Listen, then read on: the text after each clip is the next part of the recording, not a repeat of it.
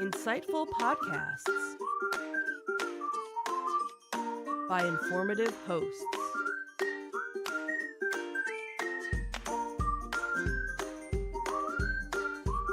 Insights into Things, a podcast network.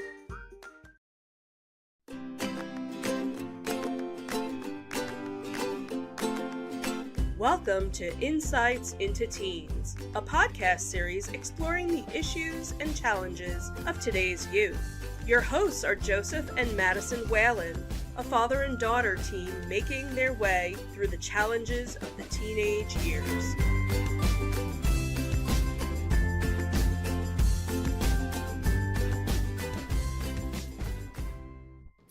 Welcome to Insights into Teens. This is episode 178, Sexting. I am your host, Joseph Whalen, and my intelligent and responsible co-host, Madison Whalen.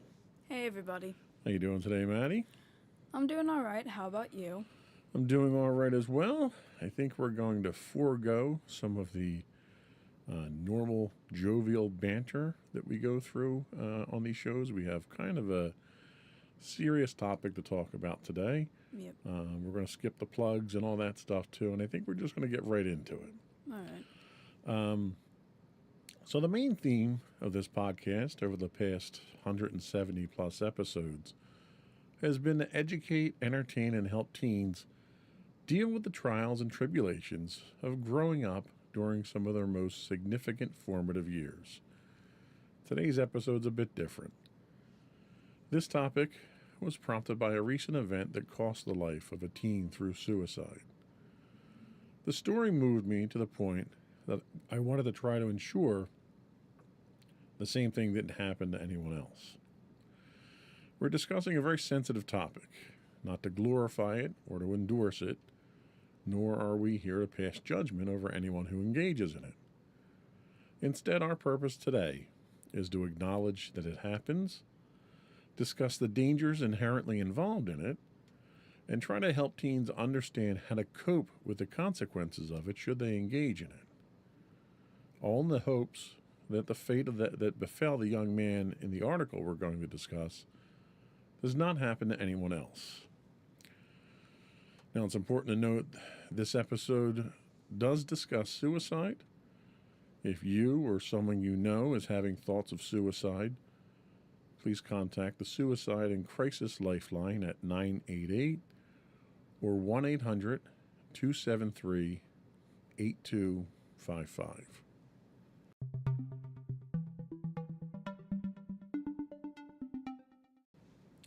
So what is sexting? Sexting is sending and receiving sexual messages through technology such as a smartphone, an app, email, or webcam. For some people, sexting is a way to explore sexuality, trust, boundaries, and intimacy. However, in some cases, sexting is used to bully, blackmail, and exploit. Sexting can involve words, photos, or videos, such as a message or a post written with sexual language, nude or semi-nude photos or videos of sexual acts, live chats with someone on webcam involving sexual acts, or screen-captured videos or photos recorded from webcam. Not all teens sext, but those who do, their experiences are very different. Even when there is consent, trust, and respect between people who decide to sext, it's hard to be completely sure of a sexual message will be private. For those who do decide to engage in sexting, it's important to know the facts on consent and the law. The decision to sext is a personal one. Not everyone feels the same way about it. Most teens decide not to sext. Older teens are more likely than younger teens to send and receive sex. According to a recent survey of young people who've sent sex in the past, 49% of them sent them to their girlfriend or boyfriend. 43% of them sent them to someone they liked and were hoping to be in a relationship with. 31% sent them to someone they only knew online, and 20% sent them to someone they didn't know. Some of the reasons people may choose to sext are to explore sexuality with someone they care about, to connect with someone they like, or because they were pressured to do so by others. According to the same survey, the top reasons young people gave for why they sexted included: I do it for fun, I was pressured, to get a boyfriend or girlfriend, I was curious, and as a joke between friends. The survey found that 28% of young people who had sent sexual messages felt pressured to do it. Most of the time, this pressure was coming from someone who wanted a sext sent to them. For some people, being sexual through a phone, app, or webcam can feel easier than doing something sexual in person. So now we know we have a frame of reference of what we're talking about here. I'll ask the obvious question that's hanging out there. Have you ever sexted with someone? No, I've never gotten really close to anybody to really want that sort of thing. I never really felt the need to explore that part of myself, and I've never really had an opportunity where I actually wanted to engage in something like that. Has anyone ever solicited something like that from you? No, no one's that I know has ever really asked, probably because I either just keep in contact with friends and don't engage in social media, or just that I don't present myself as somebody that really wants anything to do with that. Okay. Now, do you know if any of your friends have engaged in this sort of activity? Not really. I haven't asked them personally, and I don't really know what goes on outside of that. I know that some of them are in relationships, but I don't know if there's anything that's sent between them at all. And I kind of, like they mentioned, this kind of thing is more or less personal, so I don't really ask too much about it. What are your thoughts on it? Do you think that there's a viable or a legitimate use case for this type of activity? I mean, I could kind of see the purpose in it. Like, the idea of exploring your sexuality is an important thing that, some teenagers tend to go through, and this is a way for them to work on that. And I think doing it in a somewhat, more in a kind of privatized manner is probably all right. I wouldn't say this is the best option for exploring it, but it's certainly out there. It can have its benefits, and I guess I won't have too much of a problem if somebody's doing it, as long as they're not harming themselves or others through it. Okay, that's fair. One of the things that I thought was kind of interesting when I was doing the research for this were the numbers. We talked about the statistics here, and almost half of the respondents to the survey had sent a sext message to somebody else. Do you think those numbers are correct? Do you think it's alarming? Do you think they're really higher than that, and the sample size may not have really shown the true numbers? Or do you think that those numbers are spot on? I guess I don't really have too much of a way to judge it myself. Since I haven't experienced it myself, I can't really say for certain how common it is. I don't really tend to focus too much on this sort of thing, so it's kind of hard for me to have my own idea of what I think the numbers would be. I was surprised by some of the numbers and the ways of how, some people were more or less pressured into doing it than they were doing it willingly. But now, kind of thinking about it, I guess that also kind of makes sense, because peer pressure exists in abundance when it comes to teenagers, and I could see people being pressured into sexting just like they would be pressured into doing anything else. The one thing that they don't talk about is what the medium is for some of these sexting events in the article. Obviously, sexting is phone to phone using SMS text is one thing. But I could see people using, they talk about social media in here as well. Facebook comes to mind, Twitter, I guess, or X or whatever it is now. Are you involved? Do you use any of these social media? I know you do. You watch YouTube videos. Obviously, I wouldn't consider that social media. Yeah. But are there any social media platforms that you use now that would engage in something like this? Not really. I have like social media apps that were downloaded, but I've never actually used them or created my own account, mainly because I just don't. I don't know. I don't feel like currently having anything to do with social media, and I get enough of. And despite the fact that YouTube technically isn't social media, I kind of have an awareness of what happens on social media through YouTube. So I feel like I don't really need to get any of the other apps since I have one app that technically kind of mentions almost anything. And obviously I don't think too many people are using YouTube to sext because that's a little strange. But It's also, I think, against the platform's rules and regulations, too. They would shut something like that down pretty quickly. yeah, but when it comes to other social media apps, I can certainly see it since, like, you can technically friend people on certain social media apps, or, like, you can, like, make a group with certain people, or you can just, like, engage with someone, like, directly with it. And the only real method I have for that is just the regular messaging app, which you can't really do that with just complete strangers. You have to kind of know the person's number. Okay. Well, we're going to take our first break, and when we come back, we're going to talk about some of the dangers of sexting. We'll be right back.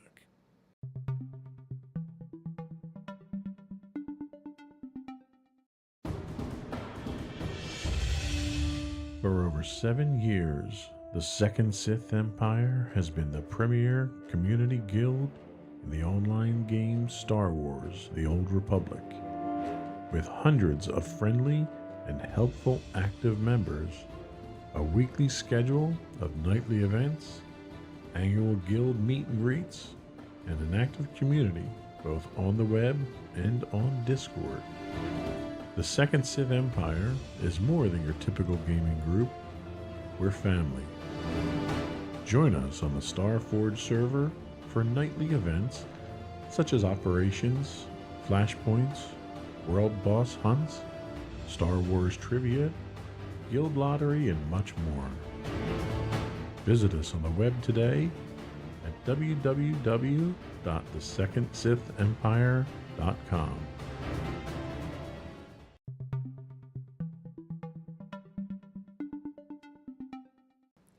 Welcome back to Insights into Teens. Today we're talking about sexting. And now we're going to talk about the dangers of sexting. Sexting can negatively affect your mental health, relationships, and future. It can even have legal consequences. Before sending an explicit photo, remember that once an image is out there, you can't take it back. What if you and the other person break up? What if they share your message or photo with their friends or social media networks? What if your parents or teachers found out? In some cases, the image could even end up in the hands of a sexual predator. If your sext includes a photo or video, it's important to remember once it's created, it's impossible to control where it ends up. Even photos and videos shared through an app promising they'll disappear aren't completely private. Someone could still save a copy. Choosing whether or not to sext is a decision only you can make. Feeling uncomfortable or pressured to sext is never okay. If you're considering sexting, here are some questions to ask yourself. First, why do I want to send a sext? It's important that you feel in control of whether you send a sext and that you send it because you want to. If you're feeling uncomfortable or pressured, it's always okay to say no. How well do I know the person I'm sexting? Sexting with someone you met online or someone who's much older than you has different legal concerns than sexting with someone your own age. If I send a sext with a photo or video, will I have control of where it ends up? It's impossible to have control of a photo or video once it's sent. What's my gut telling me? Trust your instincts. Only take part in things you feel comfortable with. And finally, will the police get involved? It's very possible the police will get involved, especially if any of the following factors are in play. If you were threatened or blackmailed to send the content in question. If abuse or assault is depicted in the content. If you were under the age of 18 and sent it to someone older than yourself, or if it failed to stay private between you and the person you sent it to. You should talk to a lawyer if you have questions about sexting and the law. Sexting can have potential emotional consequences, like regret, objectification or victimization, bullying, depression, sadness, social isolation, loss of friendships, loss of respect for yourself, or ultimately thinking about or actually hurting yourself or others. Sexting can also negatively affect your future, such as your employment, college admission, military admission, your spot on a sports team, scholarships, future relationships, or even your mental health if you have to relive the consequences of your decision. Employers and colleges often look at candidates' social media profiles and online presence. Having nude images or photos of alcohol or drug use could hinder your ability to get a job or into college one day. So what are the legal consequences of sexting? Now, obviously we're not lawyers. We can only kind of scratch the surface on here, but it's one of the things that need to be considered. So if a person involved in sexting is under the age of 18, it's considered child pornography. The legal consequences can vary depending on the state where you live. Some states consider it a felony to both send and receive the photo, even if you didn't ask the person to send the photo. If the person in the image is under 18, you may face legal consequences if you're the photo taker, a person seen in the picture, the sender, the receiver, or just in possession of the photo. Sexting can also put you at risk for placement on the sex offender registry and possible jail time. Usually the consequences are harshest for those who request or share the photo. Even if you're not breaking the law, your school can punish you and others involved, even if you're legal adults. So how do you avoid serious consequences from sexting? First, never take photos of yourself you wouldn't want everyone to see, including your family, classmates, and teachers. Never forward someone else's sex-related photos or messages. You could get in serious trouble, especially if the person involved is under the age of 18. What do you do if someone pressures you to sext? If someone asks you to send a nude photo or explicit message, you may be afraid to turn them down because you don't want them to stop liking you. But if someone truly cares about you, they won't ask you to do something that puts your mental health and future at risk. If someone sends you an unwanted message or pressures you to sext, tell a trusted adult. That's sexual harassment, and that's not okay. So a couple of interesting things for us to probably break down here. All right. The first is the technology behind it. So depending on the medium that you send it through, once you create that file on today's modern cell phones, most of them are cloud connected. So if I take a picture on my phone, there's a very good chance that a copy of that's going up to the cloud already, whether it's Android, Google Cloud or Apple or whatever. So there's a copy already right there that's off your phone immediately without you even realizing after just taking a picture. Mm-hmm. Those services then do backups themselves. For Apple, for instance, you have 2 or 3 different backups of your photos. And they do that as a convenience for you so that you don't lose your photos. Yeah. But if you forget to go and delete one of those photos somewhere, it's always going to be there. And that's before you even send it to someone. Once you send it to someone, depending on how you send it, like for instance, let's take an SMS message or an iMessage. So you have a photo on your phone, a couple of photos in the cloud for Apple. Now you're sending a photo to someone. Now usually, depending on what kind of phone they have, if they have an Android phone and you're sending a movie or a large folder, what Apple will do is it will store it in a temporary location on the web and then send a link. Well, that link goes to the person, they click on it, and they're pulling it down right there, so they have a copy of it. They could send that link to someone else. So now you've got at least 2 more copies floating around out there of whatever it is. Possibly more if they send it to someone else. So let's say you send it to someone through Facebook. Well, Facebook gives you the ability to delete your stuff. But Facebook's deletion of your stuff isn't actually deletion of your stuff. One, because you're using a browser.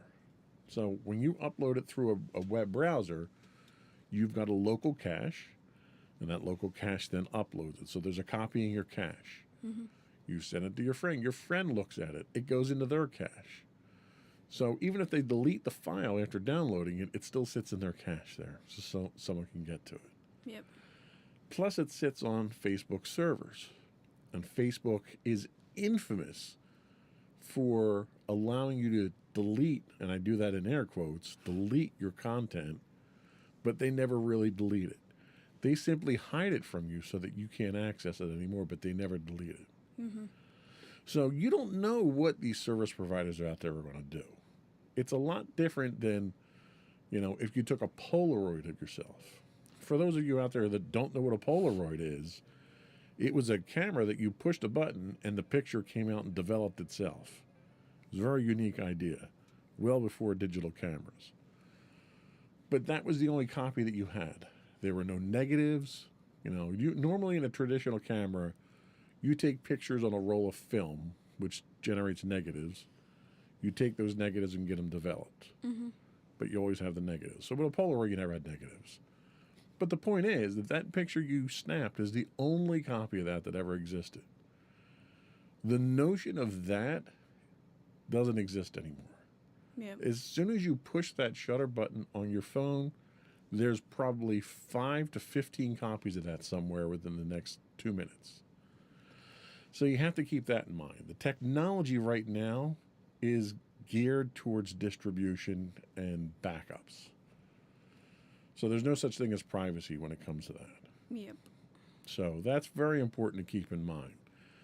And the other thing they talk about, it's a very simple rule. Don't take pictures of anything that you wouldn't want your parents or friends or teachers or anyone else to see. Even if you do it for yourself, it's probably not a good idea with the technology that you have today. Yeah. Because it's so persistent. We're kind of a victim of our own success when it comes to technology today. Because we're so geared towards back up everything. Everything needs to be backed up 12 times. I'm just as bad the way I back up our data. We've got 5 local copies of it here just because I'm paranoid about losing family photos. Yep. But what do you think? Do you think that the technology today makes sexting too easy and too dangerous? Yeah, definitely. Because it certainly makes it a lot more dangerous because, well, there's millions of copies. There's going to be tons of copies of an image you sent, and it could go to literally anybody, including predators. And the idea that you also have the ability of that technology and just easily message somebody that also, it makes it too easy and it's just too dangerous in general with the technology and the ways of how of fast communication and backup. What are your thoughts on the legal consequences? Because you're under 18. If you engaged in this act with somebody and sent someone else an inappropriate picture of yourself, you'd be legally liable for that. Yeah. That would technically be child pornography, even though you're the one who technically would be victimized there. Does that, it terrifies me, but does it scare you at all to think that something like that could happen to you?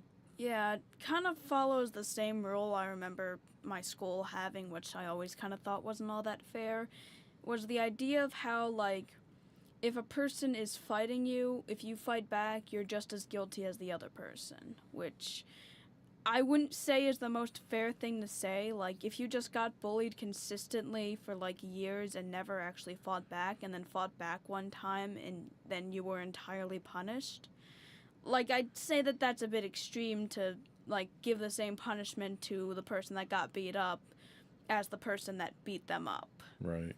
And, I never liked the idea of victim blaming. And, sure, if they actively engaged in it, even if they were considered to be the minor, it's okay, I guess, but, even just receiving it when it was completely unwanted and still being liable to a crime for it, it's just, that seems messed up. Yeah, it's a little extreme, but I think they kind of do that almost as a scared straight type thing to kind of really hammer home the significance of it to kids. I don't know. I don't know what the motivation is behind it.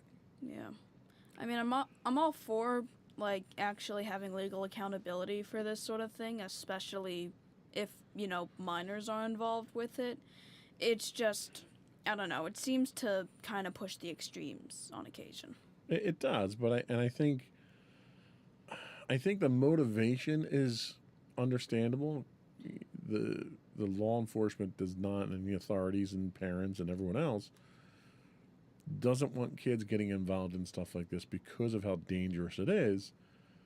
So they just may be pushing the boundaries too far to punish the kids who do get involved in it, when really the kids are the ones that are being victimized. And what you need to do is you need to punish the people, and they do. They punish the people that are pressuring the kids into doing these types of things. But sometimes they're other kids. And it's, it's a very difficult situation. Once you go down that path, it's a very difficult situation to navigate. Yeah. So we're going to take our second break, and when we come back, we're going to talk a little bit about, we're going to talk a lot about the consequences, the actual real-life consequences that can come from sexting. We'll be right back.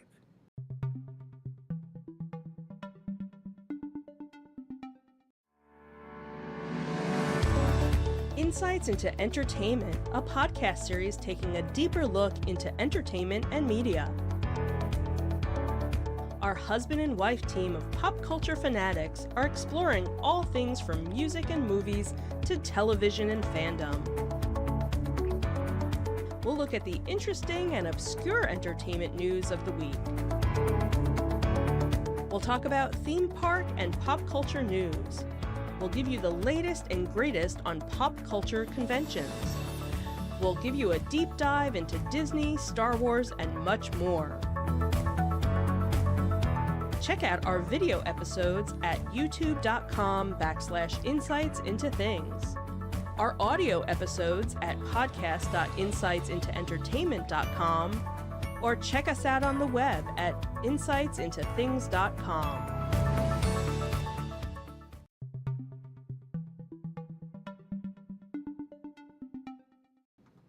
In this segment, we're going to discuss a news article that involved the suicide of a young man.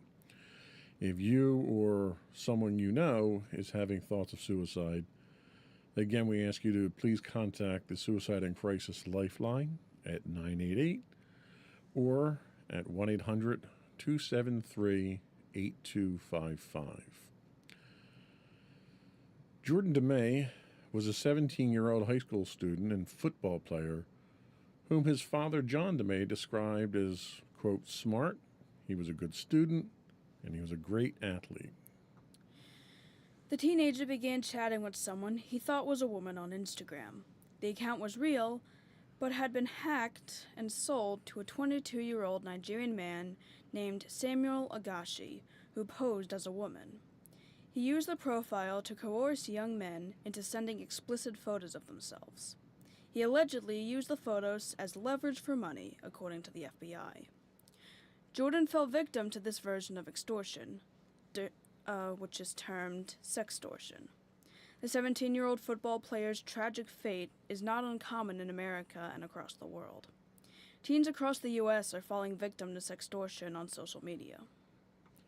Jordan's father described the attack as, quote, someone came into his bedroom at 3 a.m. and murdered him through Instagram when we were all sleeping at night, and we had zero chance to stop it. John DeMay is sounding the alarm about sextortion after his 17-year-old son, Jordan, died by suicide last year.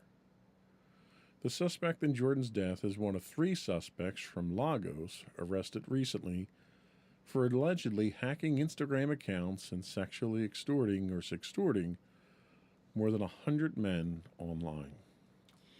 The FBI defines sextortion as a serious crime,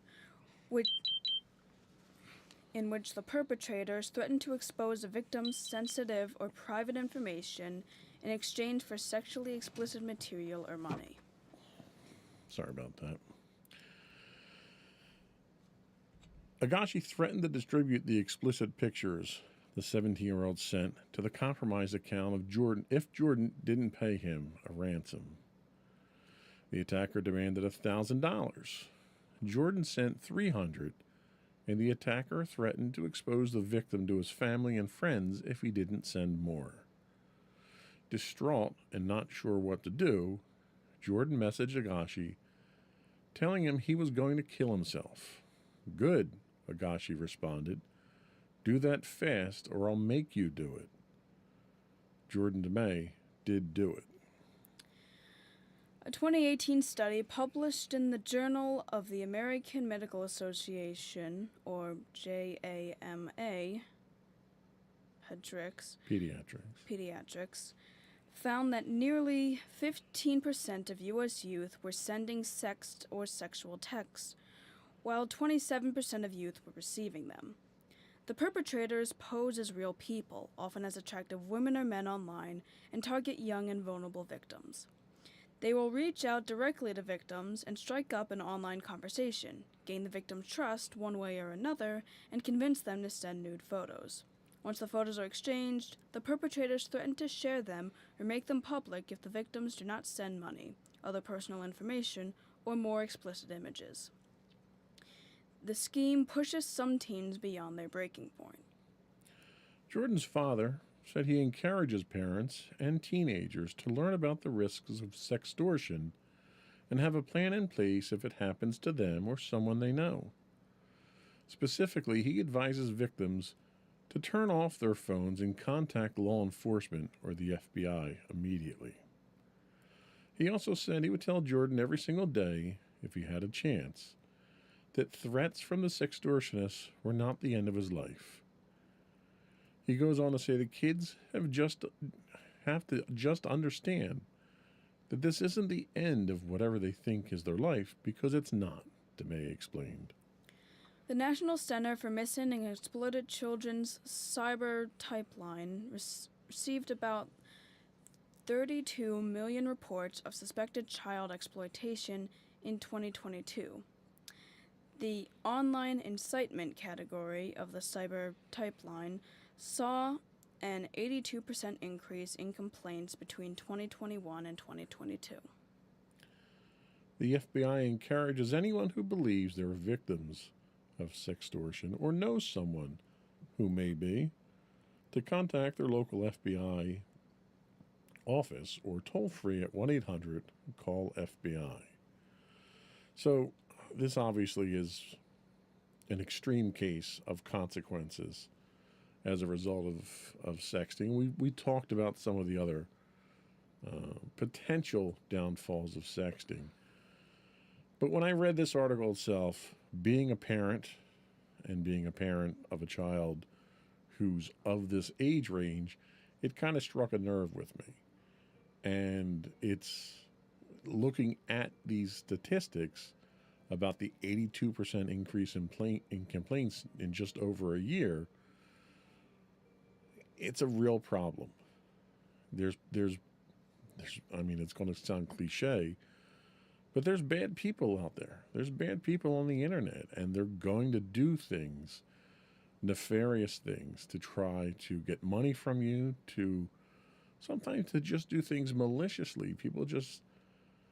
They're just evil, and they'll do things to harm you or to get you to harm yourself, not necessarily for any financial motive at all. And I thought if there's anything that we do on this podcast, we try to be positive. We try to be upbeat. We try to teach kids and parents how to get through some of these difficult things. And And I read the quotes about Jordan's father here, and I could almost echo those thoughts myself. And I thought maybe we might have a chance to maybe reach out and help educate other people about this and to try to prevent something like this. What are your thoughts? Yeah, honestly, I believe the same thing. Like, obviously, we always try to make sure that we keep everything lighthearted, because we've talked about darker topics in the past, and we've always tried to at least bring some lightheartedness to the situations while still not downplaying the severity of all of them. And I do think that bringing more awareness to this is the best way that we can stop it.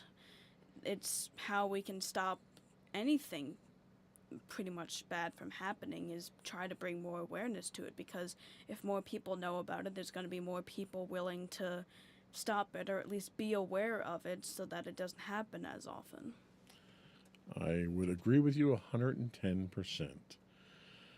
I think mission accomplished today. I don't want to drag this out too far. I know it's kind of a dark topic. We usually are not quite this low key, but I wanted to make sure we treated this subject with the respect that it deserved. I think we're going to forego the closing remarks. I think what you just told us there, I think, very easily summed up the overall sentiment we have here. Before we do go, though, I did want to throw some quick plugs out there just to remind folks to subscribe to the podcast. You can find audio versions of this podcast listed as Insights into Teens, and you can find audio and visual of all the network's podcasts listed as Insights into Things, and we're available on Apple Podcasts, Spotify, Google, iHeartRadio, TuneIn, pretty much anywhere you can get a podcast. I would also invite you to write in, give us your feedback, give us your thoughts on the subject. I'd be very interested to hear what our listeners have to say about today's talk. You can email us at comments@insightsintothings.com. You can find us on Twitter at insights_things, or X, whatever it's called now. You can also find us streaming 5 days a week on Twitch at twitch.tv/insightsintothings, where you can find links to all that and more on our official website at www.insightsintothings.com. And you. And don't forget to check out our other two podcasts, Insights into Entertainment, hosted by you and Mommy, and Intentional Tomorrow, hosted by you and my brother Sam. And that's it. Another one in the books. Bye, everyone.